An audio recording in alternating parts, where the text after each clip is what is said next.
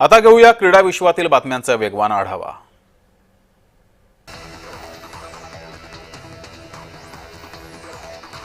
Chennai super किंग्सचा अनुभवी all-rounder Ravichandran Ashwin या संघाची तो साथ सोडण्याचा निर्णय त्यांनी घेतलेला आहे। याबाबत त्यानं फ्रँचायझीला सुद्धा कळवलंय। त्यांना अचानक असा निर्णय का घेतला हे अद्याप समजू शकलं नाहीये।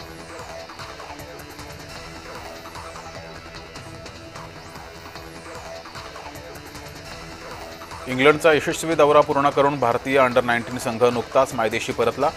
आता त्यांना सप्टेंबर महिन्यात ऑस्ट्रेलियामध्ये पुढील मालिका खेळायची। या दौऱ्यात टीम इंडिया यजमान संघाविरुद्ध 3 यूथ वन डे मालिका आणि 2 4 दिवसीय यूथ कसोटी मालिका खेळेल।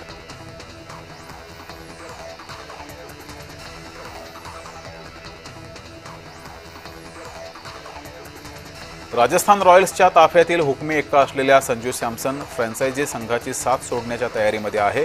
आगामी हंगामाआधी मला मोकळं करा अशी विनंती संजू सॅमसन यानं आर संघाकडे केलेली आहे, अशी माहिती समोर येते आहे।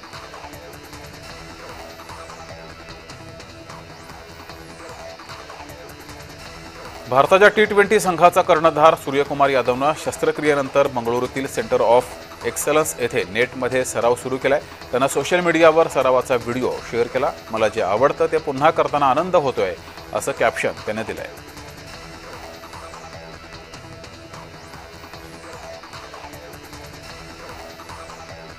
BCCIनं बंगळुरू येथील सेंटर ऑफ एक्सलन्ससाठी कोच, फिटनेस ट्रेनर आणि क्रीडा वैज्ञानिक पदांसाठी भरती सुरू केली आहे। या पदांसाठी अर्ज करण्याची अंतिम तारीख 20 ऑगस्ट 2025 ही आहे। क्रिकेट आणि क्रीडा क्षेत्रात करिअर करण्यास इच्छुक उमेदवारांसाठी ही एक चांगली संधी आहे।